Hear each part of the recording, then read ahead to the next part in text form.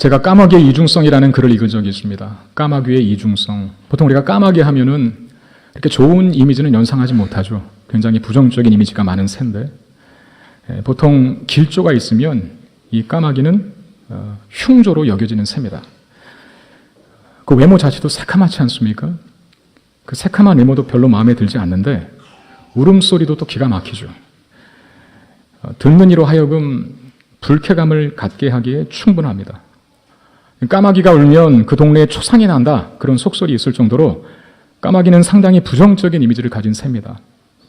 또 서양에서도 까마귀가 집 주위를 날면 죽음의 전조라 그렇게 하고, 또 까마귀 무리가 소란스럽게 하늘을 날면 곧 전쟁이 일어날 것이다, 그런 암시를 합니다.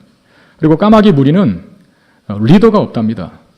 리더가 없어서 오합지졸로 흔히 비유됩니다. 보통 우리가 갖고 있는, 우리가 생각하고 있는 이 흉조로서의 까마귀의 이미지가 이렇습니다. 그런데 좋은 이미지도 있습니다. 삼조고 여러분 들어보셨죠? 세발 까마귀. 그 삼조고는 태양에 사는 신화적인 존재로서 고구려의 고분 벽화에도 나타난다 합니다. 왕이 신하들에게 살해당할 위기에 처한 것을 까마귀가 알려준 일을 기념해서 정월 대보름을 오기일로 정하고 찰밥을 지어서 제사를 지냈다라고 하는 신화도 있습니다. 또한 까마귀는 부모에 대한 효성이 굉장히 지극한 것으로 알려졌습니다. 까마귀는 부화 이후에 어느 정도 일정 기간 어미가 새끼에게 먹이를 물어다 주지만 그 이후에는 새끼가 어미를 먹여 살린다고 합니다. 여러분, 우리가 아는 사자성어 중에 반포지효라고 하는 사자성어 아실 것입니다. 자식이 자라서 어버이의 은혜에 보답하는 효성이라, 그 반포지효라고 하는 사자성어의 유래가 바로 이 까마귀의 모습, 까마귀의 습성 속에서 유래된 것이다 라고 합니다. 까마귀라고 하는 한 존재 속에 극단의 이미지가 다 있죠. 굉장히 부정적인 이미지와 또 상당히 긍정적인 이미지가 다 들어 있습니다. 그래서 까마귀 이중성이라 그렇게 글쓴이가 제목을 지었던 것 같습니다. 저는 이 까마귀 이중성을 보면서 우리 그리스도인들에게도 이중성이 있다라고 생각했습니다. 그리스도인은 죄인들입니다. 그리스도인들은 무능력한 자이듭니다. 그리스도인들은 어리석은 자이고 연약한 자인 것을 인정하며 아는 자이고 심지어 그것을 자랑하는 자이기까지 합니다. 또한 그리스도인들은 또 다른 극단에서 존귀한 자들입니다. 천국을 소유하고 있는 자들이고 세상의 가치보다 더 고급한 가치가 이 세상에 존재한다라고 하는 것을 믿어 그 고급한 가치를 이 땅에 살면서 추구하는 자들이 그리스도인들입니다. 인생에서 겪는 수많은 고난뿐만 아니라 죽음도 두려워하지 않을 수 있는 힘과 능력을 가진 자들이 바로 그리스도인들입니다. 그리스도인들도 부정적인 이미지와 긍정적인 이미지가 다 있는데 그 부정적인 이미지가 긍정의 이미지로 굳어지고 고착되는 그 기준에 하나님이 서 계십니다. 하나님과 함께하지 않을 때 우리는 죄인으로 남고 무능한 자로 남고 연약한 자로 남고 어리석은 자로 남게 되지만 하나님이 함께하실 때 그리스도인들은 존귀해지고 사랑스러워지고 우리의 수준에서는 이룰 수 없는 그런 놀라운 일들을 거침없이 이루어내는 능력자로 존재하게 됩니다. 가나안 중부와 그리고 남부 그리고 최강의 북부 연합군까지 이스라엘은 싸워 승리의 승리를 거듭합니다. 오늘 본문은 여호수아서 13장인데 바로 전장인 이 12장은 이스라엘이 그간 이루었던 성과에 대해서 기록하고 있습니다. 12장 24절에서는 가나안의 31왕을 쳐서 멸했다라고 그렇게 밝히고 있는데요. 그러니까 가나안 전역의 지배권을 이스라엘이 이제 실제적으로 장악하게 되었음을, 갖게 되었음을 의미하는 것입니다. 그러나 아시는 대로 이 가나안 정복의 구분 응선을 넘었다고 해서 가나안의 모든 성읍들을 완전히 다 손에 쥔 것은 아니죠. 여전히 이스라엘 백성들이 정복해야 할 남은 땅들이 있고 남은 성읍들이 있습니다. 오늘 본문에서 확인되듯이 크고 작은 촌락들 그리고 가나안 외곽과 또 산지 성읍들이 아직 남아 있습니다. 오늘 본문은 하나님께서 여호수아에게 이렇게 말씀하시는 것이 시작해요. 13장 1절에 여호수아가 나이가 많아 늙음에 여호와께서 그에게 이르시되 너는 나이가 많아 늙었고 얻을 땅이 매우 많이 남아 있도다. 자, 여호수아가 늙었다라고 그렇게 기록을 합니다. 사실 지금 이 시점에서 여호수아의 나이가 정확하게 몇 살인가 라고 하는 것은 확실하게 알지 못합니다. 다만 여러 정황들을 토대로 봤을 때 이 시점에서, 본문의 시점에서 여호수아의 나이는 약 90세에서 100세 정도 되었을 것으로 생각합니다. 그게 학자들의 의견이죠. 그리고 24장, 여호수아서 24장이 마지막 장인데 그 장에 가서야 여호수아는 죽습니다. 그 죽을 때의 그의 나이는 110세였습니다. 죽음을 얼마 남겨두지 않은 그 시점에서 오늘 본문 여호수아서 13장 1절에서 여호수아를 뭐라 이렇게 비유합니까? 묘사합니까? 여호수아는 늙었다 라고 하는 것입니다. 여호수아는 늙었다, 여호수아는 나이가 많다 라고 하는 이 말씀 중에 이어지는, 그 후에 이어지는 말씀은 얻어야 할 땅이 매우 많이 남아있다 그 말입니다. 2절부터 오늘 본문 6절 상반절까지는 가나안 정복의 구분 응선은 넘어서 가나안의 지배권을 장악하게 되었지만 여전히 많이 남아있는 촌락과 성읍들이 어떤 곳인지를 설명하는 내용들로 가득 차 있습니다. 2절부터 6절 상반절까지가 그래요. 우리가 구체적으로 뭐 지명을 설명하고 어디가 어디고 저기가 저긴지 몰라도 되지만 그러나 특별하게 남은 성읍들, 정복해야 할 왕들을 언급하며 등장하는 특이한 대적 하나는 반드시 기억해야 합니다. 그게 누굽니까? 블레셋입니다. 이스라엘의 철천지 원수였던, 항상 이스라엘의 발목을 잡았던 블레셋이 아직 남아있어요. 그것도 5개의 군주국가, 그 왕들이 여전히 건재합니다. 여러분, 블레셋은 한 나라로 구성되어 있지 않습니다. 5개의 왕들이 통치하는 군주국가로 분리되어 있습니다. 가사, 가드, 아스돗, 에글론, 아스그론, 이렇게 5개의 성읍이 있는데 이 5개의 성읍이 특별히 이스라엘을 대적할 때에만, 이스라엘과 전쟁을 펼칠 때에는 꼭 하나로 연합을 합니다. 엄청난 화력을 발휘하죠. 이 엄청난 공격력을 가진 블레셋과 그리고 크고 작은 촌락, 산지의 성읍들이 여전히 남아있다라고 하는 말씀에 그 소두에서 여호수아는 늙었고 남아있는 땅은 아직 많이 있다 라고 이야기하시는 거예요. 여러분, 이게 무슨 의미입니까? 하나님은 도대체 여호수아에게 무슨 말씀을 하고 싶으신 걸까요? 이런 겁니까? 할 일을 많은데 넌 늙었구나, 그런 뜻일까요? 여호수아서는 두 부분으로 나누어집니다. 1장부터 12장까지, 1장부터 12장까지가 쉽게 말하면 일부예요. 일부. 주제는 가나안 정복 전쟁입니다. 그래서 1장부터 12장까지는 전쟁에 대한 기사가 많죠. 가나안의 왕들과 싸우는 그런 전쟁 기사가 즐비한 것이 1장부터 12장까지 그 일부의 내용입니다. 그리고 2부는 오늘 본문 23장부터 그리고 24장까지, 여호수아의 마지막 장인 24장까지가 2부예요. 주제는 땅 분배에 관한 이야기입니다. 정복한 땅을 이제 분배하는 것이죠. 오늘 본문 13장은 땅 분배에 관한 기사의 시작에 해당되는 내용이라 할 수 있습니다. 정복전쟁의 시작에 해당되는 첫 서막이 당연 여호수아서 1장이라면 이제 2부의 1막, 땅 분배에 관한 주제로 이야기를 시작하는 것의 서막은 오늘 본문인 13장입니다. 근데 이 1장과 13장, 각각 1부의 시작이고 2부의 시작이에요. 이 1장과 13장, 이 두 장의 내용에서 두 가지 공통점을 발견할 수 있습니다. 첫 번째 공통점이 뭐냐면 처한 상황에 관한 것입니다.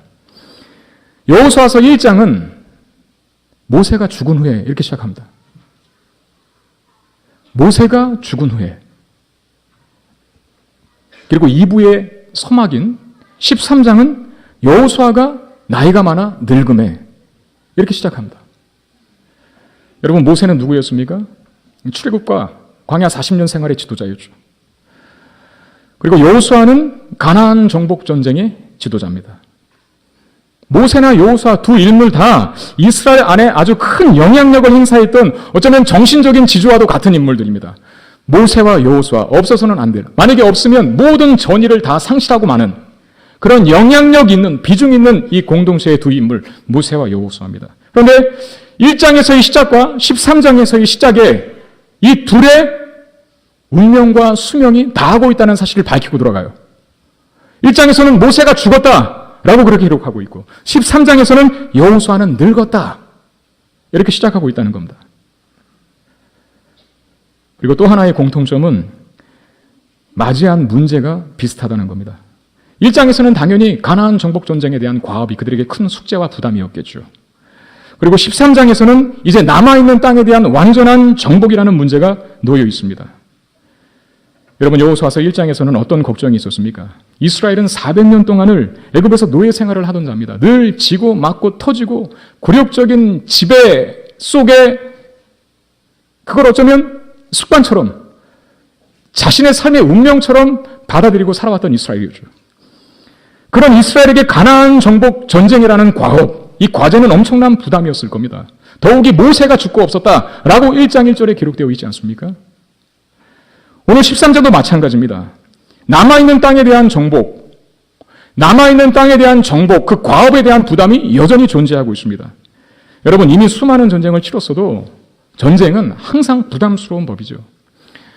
어느 정도의 노하우와 기술은 생길지 모르겠지만 전쟁에 참조하는 군인은 내가 언제 죽을지 모른다라고 하는 그 비장함 속에서 출전하게 되는 거예요.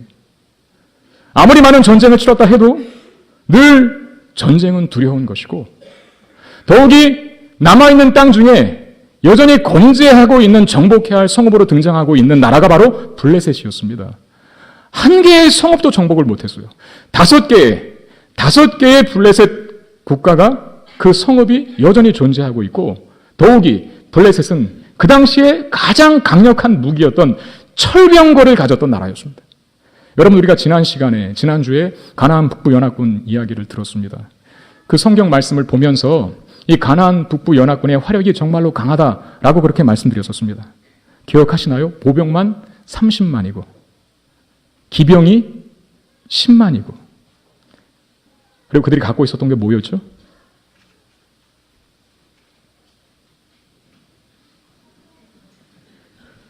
뭐였습니까? 병거였죠.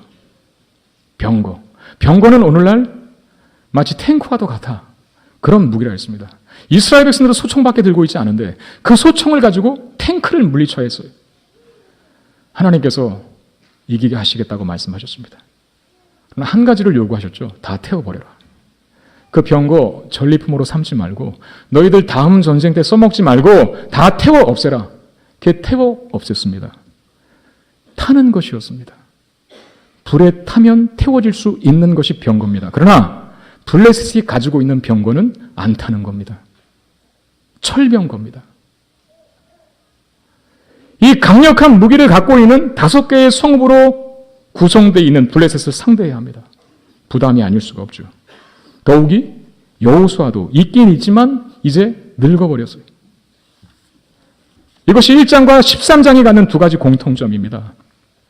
열악한 상황과 이스라엘 안의 그 열악한 상황과 또 불리한 조건 속에서 감당할 수 없는 문제를 또 대면한 것.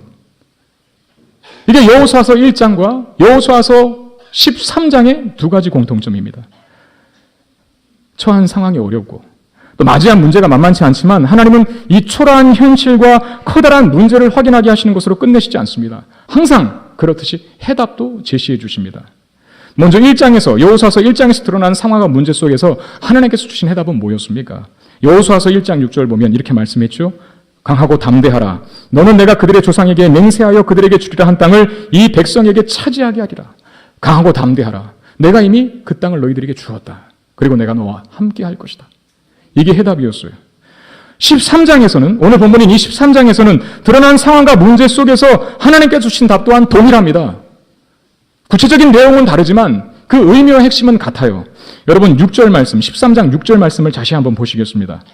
또 레바논에서부터 미스르봇 마임까지 산지의 모든 주민 곧 모든 시돈 사람의 땅이라. 그 다음에 내가 그들을 이스라엘 자손 앞에서 쫓아내겠다. 너는 내가 명령한 대로 그 땅을 이스라엘에게 분배하여 기업이 되게 하라. 여러분 그 중간에 내가 그들을 이스라엘 자손 앞에서 쫓아내겠다. 중간에 띄워버리고 한번 주어 동사만 읽어보십시오. 내가 쫓아내리니. 오늘 본문의 제목입니다. 오늘 설교의 제목이에요.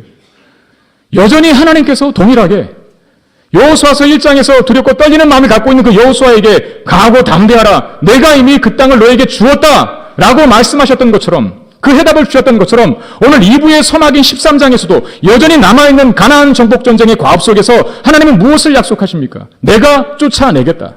블레셋 5 성읍이 건재해 있고 그들이 철병거라고 하는 강력한 무기를 갖고 있을지라도 내가 있으면, 내가 너희들과 함께하는 한 너희들은 지지 않을 것이다.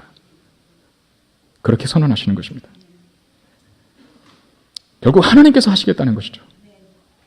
이 말씀을 하시고자 처한 상황과 맞이할 문제를 대면케 하시는 것입니다. 여러분, 우리는 우리의 한계를 인정하고 인생의 짐을 내 스스로의 힘으로 질 수 없는 자인 것을 기억해야만 합니다. 그래야만 우리 하나님을 볼 수 있기 때문이죠. 내가 내 힘으로 스스로의 능력과 스스로의 노력과 스스로의 실력으로 살 수 있다라고 생각하는 한 우리는 결코 하나님 바라보지 않습니다. 그러나 기억하십시오. 무모한 자신감에 사로잡히면 반드시 집니다. 아이성에서 우리 보았죠.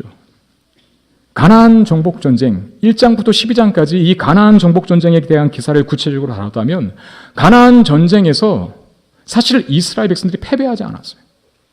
지금 본문에 오기까지 유일한 패배가 어디에서의 패배냐면 아이성 전투에서 당한 패배였습니다.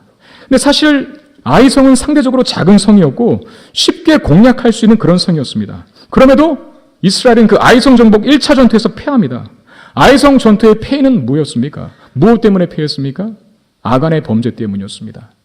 여리고성을 무너뜨리고 하나님께서 그 모든 것을 헤렘, 즉 진멸하라. 그리고 나에게 모든 전리품들을 바쳐라. 너희 주머니에 하나라도 넣으면 안 된다라고 명령하셨어요. 그 명령을 어긴 사람이 아간이었습니다. 그 죄 때문에 두 번째 전투인 아이성 전투에서 그들은 실패하게 돼요. 그런데 여러분, 죄라고 하는 것은요, 굉장히 큰 전염성이 있습니다. 오염성이 강해요. 특별히 공동체 안에서 짓는 죄는 나 한 사람이 진 죄, 나 한 사람으로 끝나겠지. 착각입니다. 오해입니다.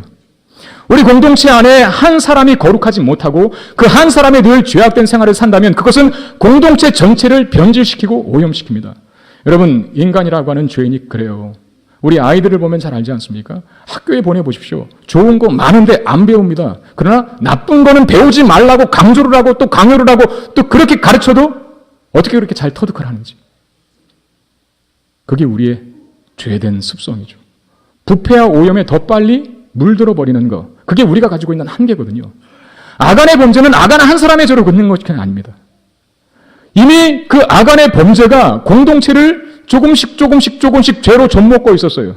그게 어떤 말씀의 단서를 통해서 확인할 수 있게 되냐면 여호수아서 7장 2절 3절에 이런 말씀이 있습니다.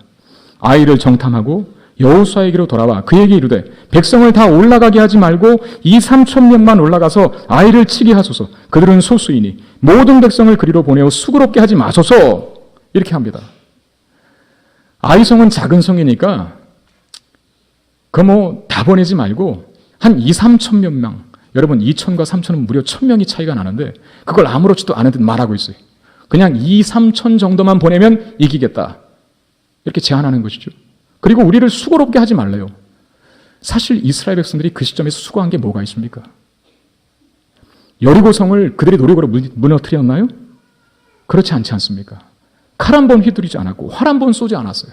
하나님의 전적인 은혜와 간섭으로 여리고성을 무너뜨려 주었음에도 불구하고 지금 이들의 말들 속에서는 방백들, 어쩌면 군장들이고 여호수아 다음으로 직급이 높은 이스라엘의 우두머리들이 있었죠.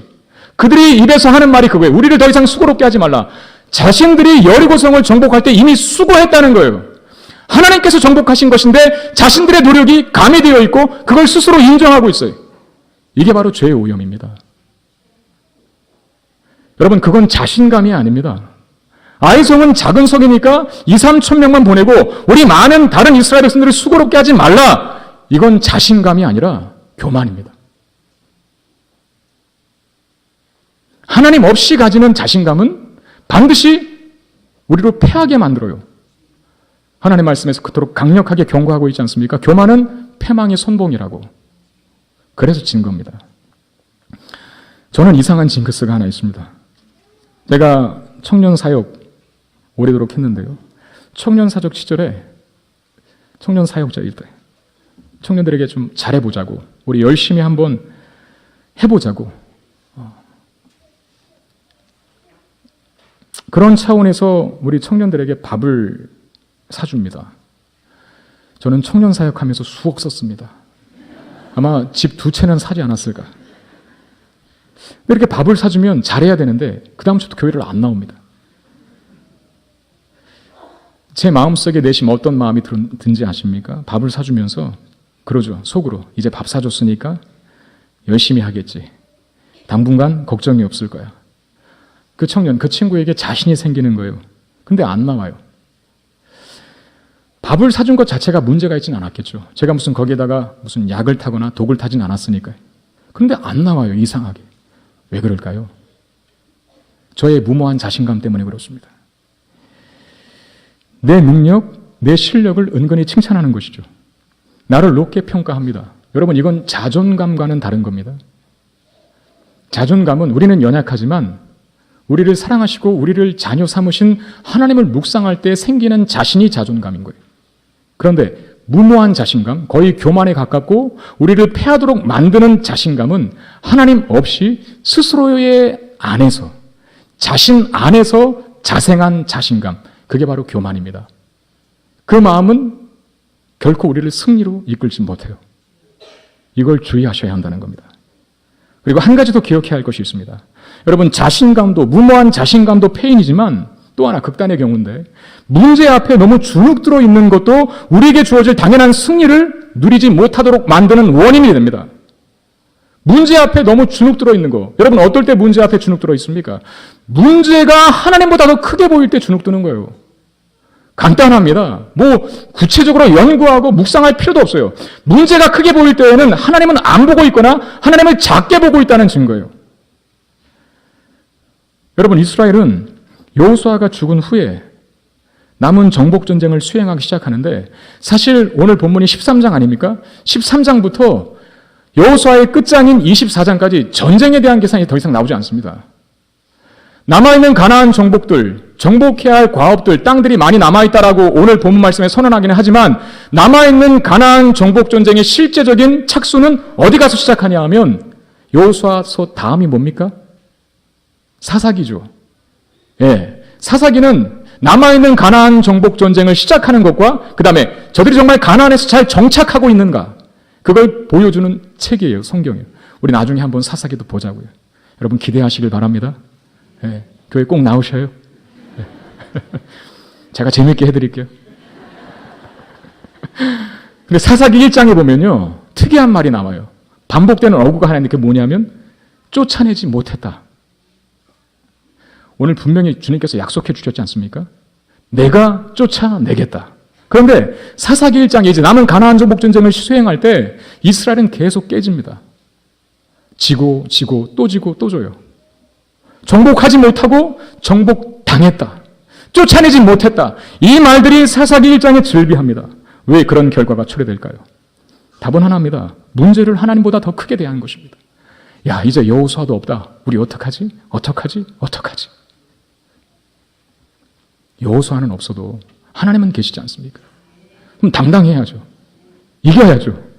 물리쳐야죠. 물리치지 못한 패인의 원인은 단 하나입니다. 하나님을 보지 않았거나 하나님보다 문제를 더 크게 봐서 그 두려움에 압도당하여 패하고 만 것입니다. 여러분, 사무엘상 17장에 보면 아주 유명한 사건이 있습니다. 다윗과 골리앗의 전투씬입니다. 다윗은 골리앗을 이깁니다. 다윗이 자신만만해요. 여러분, 제가 말씀드렸지 않습니까? 자신만만하면 집니다. 그런데 무모한 자신감은 우리를 패배로 이끌지만 다윗의 자신감은 자기 안에서 난 자신감이 아니었어요. 그가 어떻게 외치면서 골리앗 앞에 나갔습니까? 만군의 여호와 이름으로 나간다 그랬지 않습니까? 이게 자존감인 거예요. 하나님을 힘입은 자신감이 자존감이에요. 그 하나님을 힘입은 자신감은 그 어떠한 문제도 이길 수 있도록 만드는 힘의 능력과 원천이 되는 것입니다. 여러분, 당시에 이스라엘과 블레셋이 대치하고 있을 때 블레셋에게서는 이 골리앗이라고 하는 이 가드 사람이거든요. 고향이 가드인, 키로 말하면 거의 3m에 육박하는 부척 장수가 있었죠. 그를 딱 내보냅니다. 이스라엘도 등치 좋은 사람 많았을 거예요. 제가 볼 때 사울도 보통 사람보다 어깨 위는 더 크다라고 성경이 묘사되고 있고, 여러분, 이스라엘에 출전을 해서 군인으로서 전쟁에 참여하는 사람이라면 그 중에 최소한 다윗보다 작은 사람은 없었다고 저는 봐요. 왜냐하면 다윗이 골리앗을 물리쳤을 때의 나이는 청년이었고 아직은 다 완성되지 않은 육체를 갖고 있었습니다. 그래서 그가 사울의 허락을 받고 전쟁터에 나가려고 했을 때 사울이 갑옷을 줍니다. 자기의 갑옷을 입고 나갔을까요? 안 입었을까요? 처음에는 입었죠. 입어보니까 어떻습니까? 큰 거예요. 맞지를 않는 겁니다. 이렇게 벗어놓고 갑니다.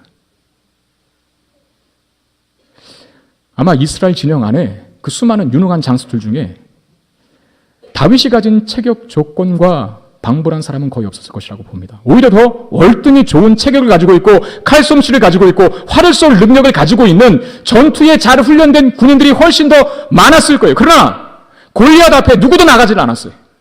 다윗 한 사람만 나갔습니다. 아주 자신만만하게. 무슨 차이일까요? 이스라엘 나머지 장수들은 문제만 보인 겁니다. 그 안에 있는 하나님은 보지 않은 겁니다. 자신들의 나라가 하나님께서 선택하신 나라고 하나님이 임하시사 함께 하시는 나라, 그리고 여기까지 우리를 인도했던, 그리고 승리로 이끌었던 하나님이 주인 되시는 나라라는 것을 깡그리 잃어버리고 있는 거예요. 문제만 크게 보이는 것이죠. 그럼 다윗은 반대였습니다. 골리앗이라고 하는 문제가 작다는 게 아닙니다. 여러분, 골리앗은 큰 문제입니다. 그 누구도 극복하지 못할 엄청나게 큰 산과 같은 문제예요. 그러나 다윗은 당대하게 나갑니다. 담대하게, 그리고 당당하게. 무슨 차이입니까? 골리앗의 문제가 크지만 그 문제를 하나님이라고 하는 엄청나게 큰 산 앞에 세운 것이죠. 하나님 앞에 세워지면 엄청나게 큰 문제도 다 작아지게 되는 법입니다.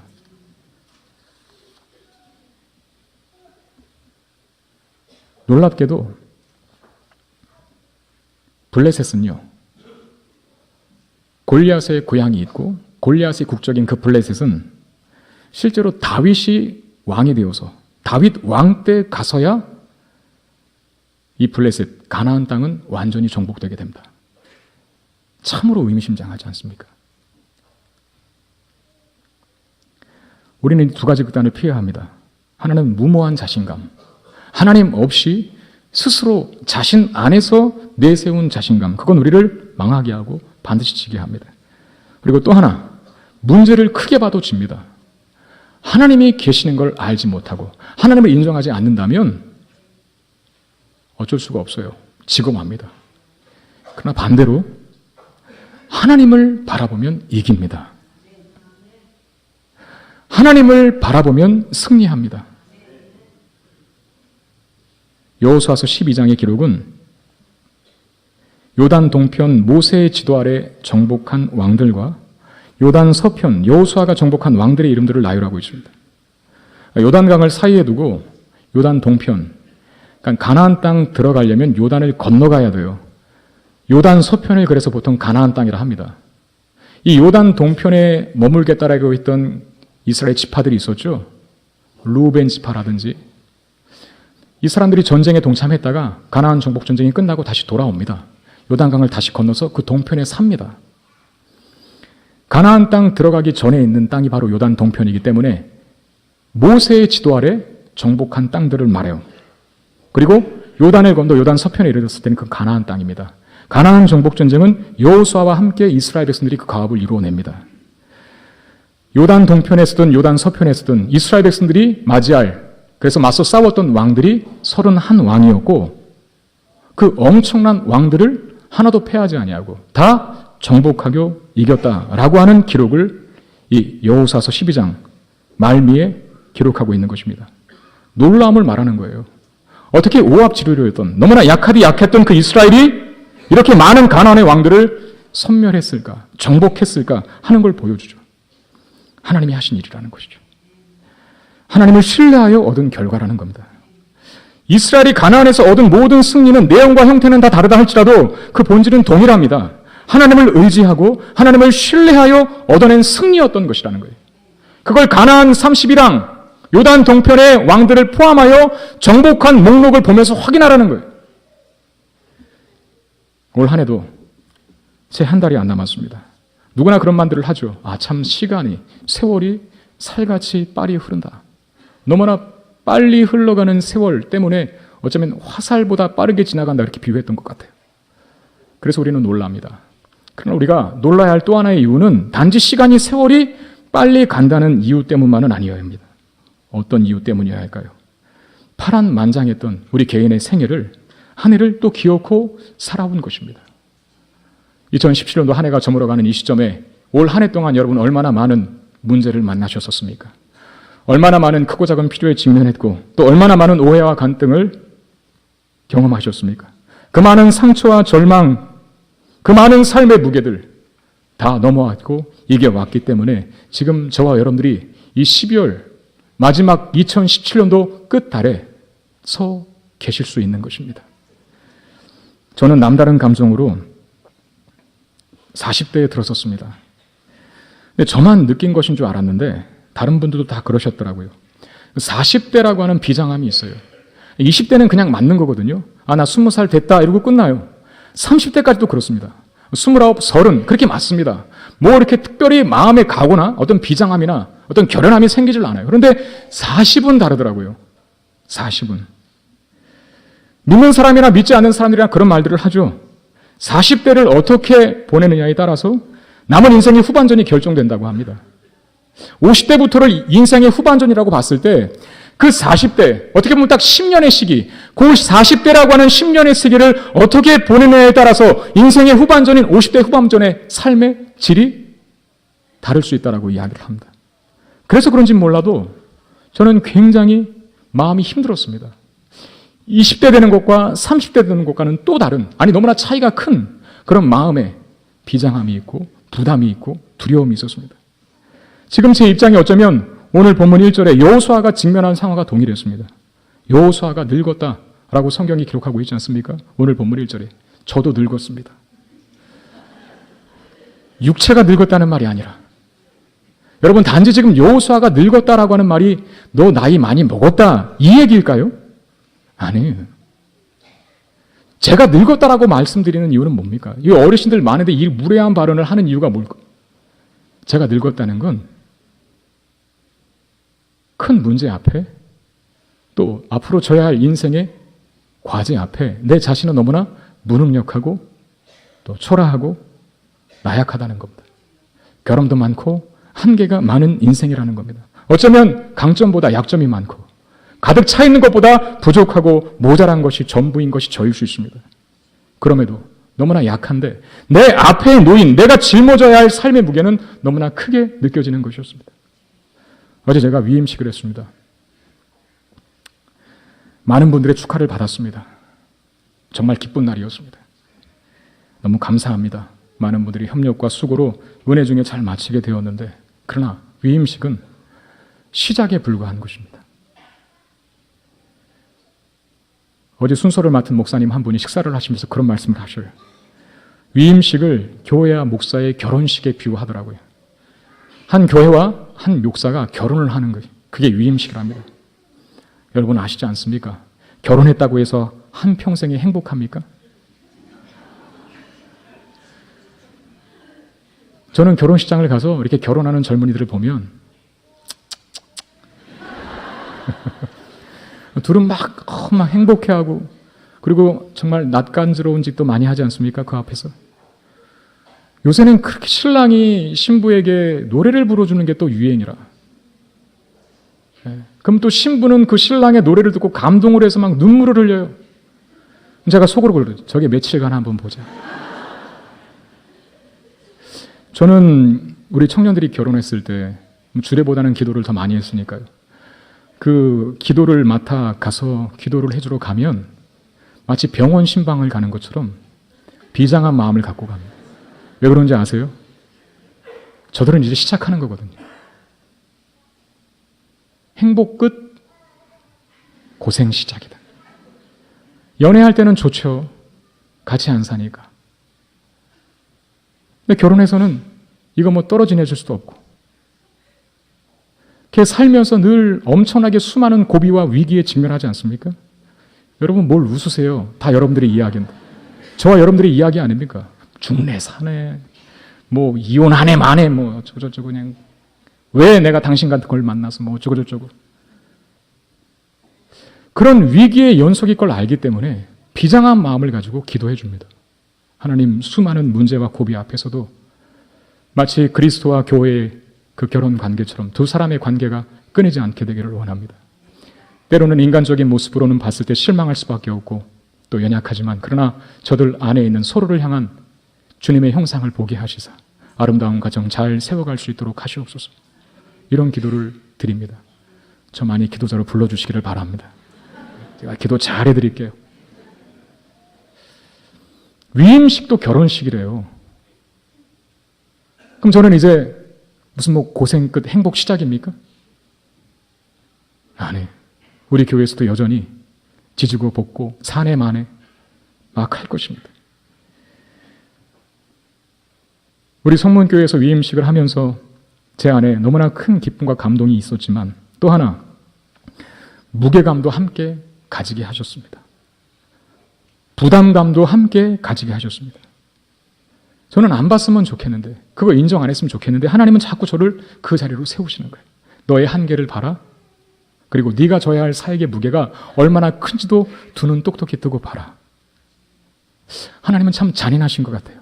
그냥 기쁠 때는 기쁘게만 두시지 왜 마음 한켠 그 구석에 부담감이 불쑥불쑥 드러나게 하시는가? 여러분, 지금 이 여호수아도 이스라엘도 한번 보십시오. 12장까지가 가나안 정복 전쟁이 끝이거든요. 12장 마지막은 정말 정복한 왕들의 목록이 쫙 기록되어 있어요. 그 다음에 13장은 어떻게 시작해야 맞습니까? 영을 버렸더라. 잔치를 벌였더라. 예. 내 잔이 넘치나이다 라고 할 정도로 술잔을 가득 기울였더라. 이래야 맞거든요.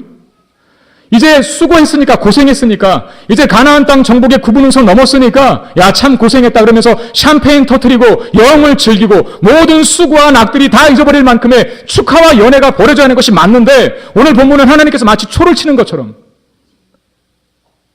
분위기 다 깨버리시는 것처럼 여호수아 너 늙었다 이렇게 이야기하시고 늙은 네가 감당해야 할 짐은 여전히 많이 남았다.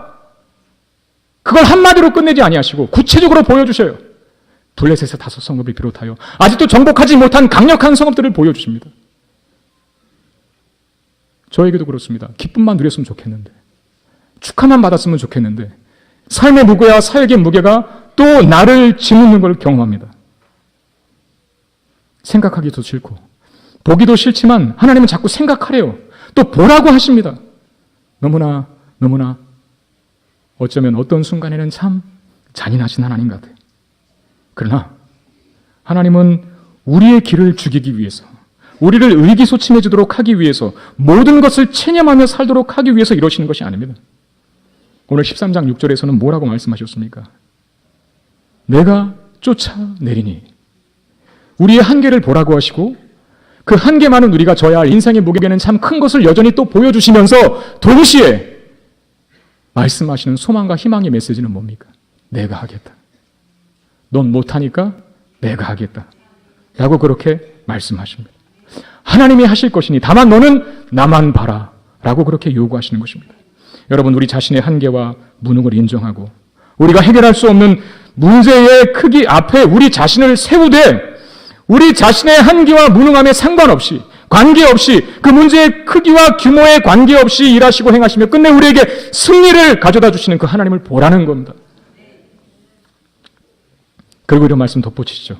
6절 하반절에 너는 내가 명령한 대로 그 땅을 이스라엘에게 분배하여 기업이 되게 하리라. 아직 정복하지도 못했는데 이미 나누래요. 아직 밟아보지도 못한 땅인데 분배해버리래요. 무엇을 말합니까? 우리의 실종과 상관없이, 문제의 크기와 상관없이 일하시겠다는 하나님의 의지를 보여주시는 표현입니다. 우리에게 하나님께서 요구하시는 단 한 가지예요. 우리에게 하나님께서 요구하시는 것 그 단 한 가지 뭐겠습니까? 믿음, 신앙, 하나님을 의지하는 그 신실한 태도, 이거 하나만 요구하신다는 거예요. 나머지는 그러면 내가 다 해결해 줄게 이렇게 말씀하시는 겁니다. 저는 제 50대가 기대됩니다. 제가 지금 40하고 3해를 더 살았는데 제 50대가 기대돼요. 저는 49 끝수에 있을 때에도 여전히 하나님만 바라볼 겁니다. 하나님만 의지할 겁니다. 제 50대의 자리가 세상 사람들이 보는 관점에서는 어떻든 간에 내가 여전히 하나님을 믿어왔고 하나님을 신뢰해왔고 하나님을 의지하여 주어진 자리라면 그 50대에 내가 어떤 위치와 어떤 자리와 어떤 역할과 어떤 영향력을 갖고 있는 자리에 있다 하더라도 하나님께서 당신을 의지하고 신뢰하는 자들에게 만들어주신 자리요 역할이고 결과라면 저는 그걸로 만족합니다. 하나님께서 하시고 하나님께서 만들어 놓으신 자리가 가장 최선이요 최고의 위치와 자리이기 때문에 그래요. 그러나 또 하나 동시에 정말 하나님을 신뢰하고 하나님을 의지하고 살면 하나님은 결코 우리를 실망시키지 않으십니다. 여러분 이거 믿으시길 바랍니다. 제가 40대 때 고민이 많았다 그랬죠. 무슨 고민이 있겠습니까? 왜 40대를 비장한 마음으로 큰 부담감으로 맞았겠습니까? 제가 40대에 들어가서도 여전히 목회하고 있을까? 이게 부담이 되었던 거예요. 여전히 고민이 되었던 거예요. 참 수요는 한정되어 있는데 공급은 넘쳐나는 것이 지금 한국교회, 신학교의 구도 아닙니까? 해외에서 박사학위 몇 개를 가지고 와도 자리가 없는 시대예요. 제가 무슨 재주로 담임 목회의 임지를 얻을 수 있겠습니까? 저는 그게 두려웠던 거예요. 야, 어쩌면 내 40대 끝나고 50대 때 딱 되돌아왔을 때 나 목회 안 하고 있을 수도 있겠다. 그런 생각까지 했었거든요. 근데 그런저런 생각 다 뒤로 하고 그냥 내 현실 속에서 내게 주어진 지금이라고 하는 시간 속에서 그냥 하나님 붙들고 최선을 다하자. 오늘 하루가 사는 것이 내 인생의 전부라고 생각하고 그냥 하루하루를 내 인생의 종말의 날이 다가왔다 생각하고 그냥 내가 주어진 사역과 내가 맡겨준 영혼 최선을 다해 섬기자. 그런 마음 갖고 살았더니 여러분 보세요. 제가 지금 어디 있습니까? 제가 지금 어디 있죠? 여기 뿅 하고 나타나지 않았습니다. 이게 하나님의 일하심입니다. 저는 그 하나님 신뢰합니다. 그리고 여전히 하나님은 내 삶에 개입하셔서 당신이 하고자 하시는 일을 저를 통해서 하실 것입니다. 저의 실존과 관계없이 내가 능력이 많든 적든 간에 내가 강하든 아니면 약하든 간에 내가 정말 할 것이 아무것도 없고 결함과 한계 투성이일지라도 또 내가 짊어져야 할 문제의 크기와 상관없이 하나님은 저를 통해서 당신의 위대한 역사를 이루실 것입니다. 저에게 그리고 여러분들에게는 단 한 가지만 요구하세요. 나만 믿어라. 나만 따라와라. 나를 향한 신앙 버리지 말라. 요거 하나만 요구하시는 거예요. 오늘 13장은 2부의 첫 장이라고 그랬습니다. 1부의 첫 장인 여호수아 1장에서 동일하게 말씀하셨어요. 강하고 담대하라. 내가 너희와 함께 하겠다. 내가 이미 준 땅이다. 그러니 두려워하지 말라. 오늘 본문도 이 2부의 서막인 13장에서 동일하게 다시 강조하십니다. 내가 쫓아낼 것이다. 너희들이 하는 일 없어도 된다. 다만 나만 믿고 따라와라. 라고 말씀하시는 것입니다. 여러분 기죽어 살지 마시길 바랍니다. 우리 자식이 수능 좀 못 보면 어떻습니까? 수능 한번 망쳤다고 인생 망치는 거 아니니까요. 여러분 수능이 우리 자식들의 운명을 주고 있는 게 아니라 하나님이 우리의 자식들의 운명을 주고 있는 거예요. 뭐 수능 한번 실패했다고 해서 인생 다 산 것처럼 다 망한 것처럼 그렇게 콕 빠져 있는 자식 더 한 번 더 죽이는 부모가 되면 어떻게 하겠습니까? 격려해 주셔야죠. 위로해 주셔야죠. 그리고 소망을 이야기해 주셔야죠. 야, 얘야, 수능에 너의 운명에 달려있는 게 아니란다. 하나님이 너를 선택하셨고 너의 운명을 쥐고 계시니 괜찮아. 다시 일어설 수 있어. 이게 진짜 크리스천 부모 아니겠습니까? 취직 못하면 좀 어떻습니까? 실현당하면 좀 어떻습니까? 삶의 고통과 고비 속에 날마다 휘몰아쳐 사는 삶을 살아도 좀 어떻습니까? 우리는 이 한 가지 사실만 기억하면 되지 않습니까? 하나님이 나를 자녀 삼으셨다는 사실. 하나님이 나를 자녀 삼으셨다는 사실은 하나님이 나의 삶을, 우리 인생 전체를 책임지시겠다는 선언이신 것입니다. 기죽지 말라는 것입니다. 두려워하지 말라는 것입니다. 하나님 안에서 오직 하나님만 바라보는 믿음과 신앙의 길을 걸어간다면 우리도 생각하지 못할 놀라운 삶의 결실과 또 인생의 찬란한 후반전을 맞게 될 수 있는 것입니다. 우리 각자의 인생이 어느 정도로 불리해져 있다고 생각합니까? 난 늙었는데, 난 힘이 없는데 왜 내가 져야 할 짐은 이렇게도 많은가? 괜찮습니다. 하나님이 우리 편에 서 계시기 때문에 그렇습니다. 내가 쫓아내리니 하나님께서 하실 것입니다. 비록 여호수아는 늙었고 해결해야 할 문제는 많지만 우리 하나님은 늙지 않으십니다. 우리 하나님은 어떤 문제도 당신보다 크게 만드시는 법이 없습니다. 그 하나님을 의지하십시오.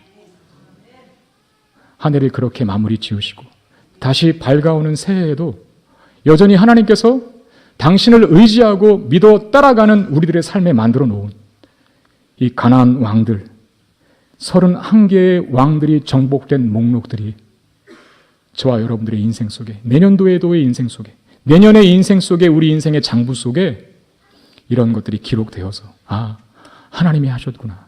하나님이 여기까지 나를 인도하셨구나. 하나님, 여전히 하나님만을 내가 바라봅니다.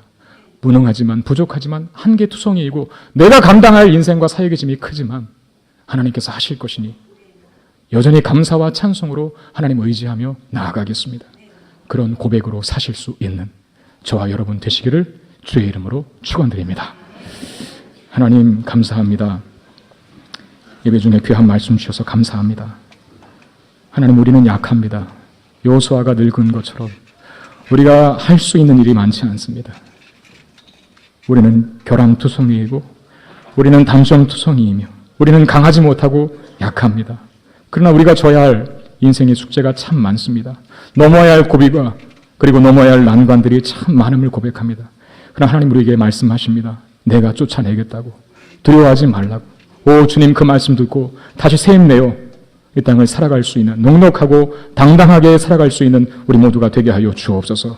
하나님이 우리에게 요구하시는 것 단 하나, 칼을 갈라 하시지 않았고 많은 총을 가지라 하시지 않았고 오직 나만 믿고 신뢰하라, 그 말씀 의지하여 주님만 믿고 신뢰하며 주님 의지하여 따라갈 수 있는 우리 모두가 되게 하여 주옵소서. 그렇게 살아가는 우리의 인생 속에 가나안 왕들의 목록이, 정복한 왕들의 목록이 동일하게 있게 하시길 원합니다. 내가 이길 수 없는 적들을 이기고 내가 쓰러뜨릴 수 없는 적들을 쓰러뜨리고 내가 무너뜨릴 수 없었던 강력한 성읍들을 무너뜨려 놓으라고 할 만한 그런 기록들이 올 한 해도 그리고 내년에도 더 많이 우리의 인생의 장부에 기록되는 역사가 있게 하여 주시옵소서. 우리 주 예수 그리스도의 이름으로 간절히 기도드리옵나이다. 아멘.